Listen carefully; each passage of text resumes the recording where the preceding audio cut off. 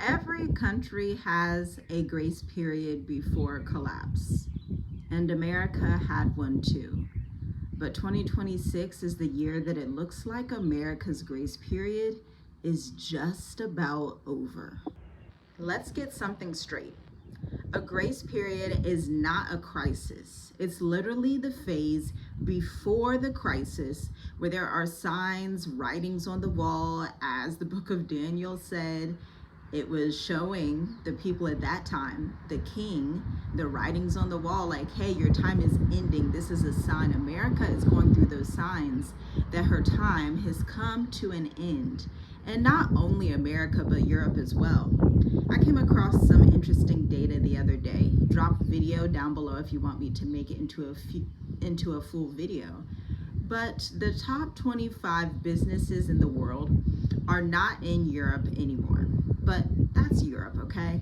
We're talking about America in this video because this window where the systems still function but strain become visible if you know where to look.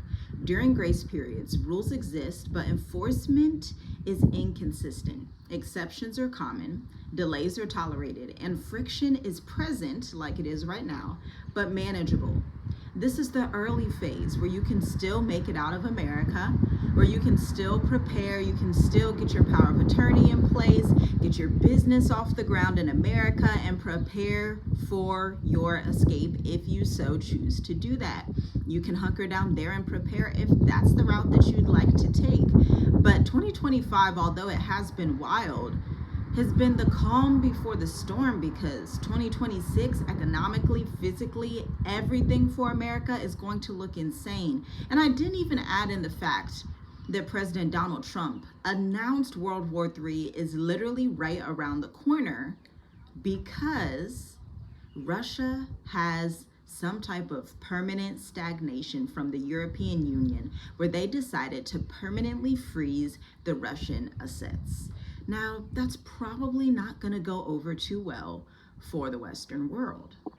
And by the time you feel the real pressure, the window has already narrowed. I mean, imagine one day you're thinking everything's fine, but you go to the airport and you find that flights have all been canceled, that there's no getting in and there's no going out. I always say, well, Americans can go down south to Mexico, and I was talking with an expat here and she was like, no, they can't. Like, in chaos, they really can't because that wall. And I said, I totally forgot about that wall that President Donald Trump built during his first term to keep people out or to keep people in. And let's understand something between you and I right here real quick. This is not about politics, but this is about systems. Across the world, residency rules are tightening quietly, not abruptly, not selectively, and banking is becoming more compliance heavy, slower and less forgiving, not broken, just more narrow. The cost of living gaps between regions is also widening fast. What used to be affordable is now fragile. What used to be expensive, it's now just inaccessible to regular people. And healthcare access is shifting toward conditional models, the way that certain parties in the states would like it to be. Mobility itself is slowly becoming permission-based, not restricted, but structured. And nothing collapsed just yet. It just got more narrow. And this is why waiting feels so uncomfortable. If you are sitting there watching TV, watching Netflix, like, hey, my Netflix isn't disrupted, so everything must be fine. Hey, I still see President Donald Trump on the news and he's doing whatever he wants to do, so everything must be fine. Let me just share this next segment with you. Have you ever heard of something called normalcy bias? Your bills get paid, your food is available, travel is technically possible, routines remain intact, and comfort creates a system and a feeling of delay. There's a powerful bias that you, my friend, have towards normalcy. The belief that if today feels fine, December 2025 is fine right now, December 14th, then tomorrow should technically still be manageable. But that belief is so expensive to have.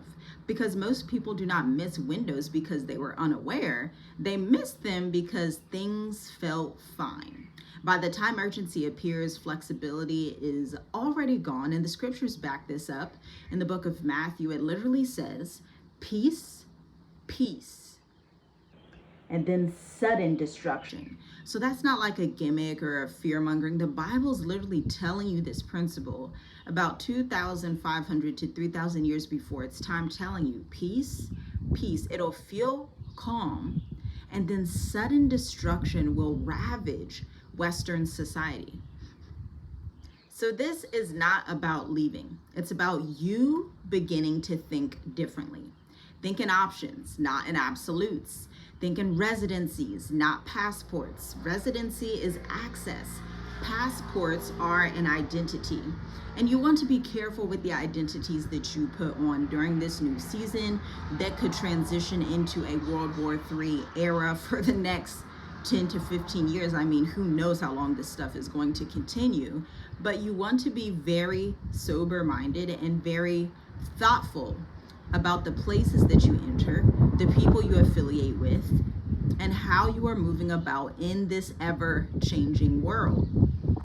At the end of the day, the future belongs to people who have options, not opinions, not complaints. And if I can give you one last mindset shift before this video is over, I need you to think in access to banking, healthcare that's affordable, access to movement, access to stability.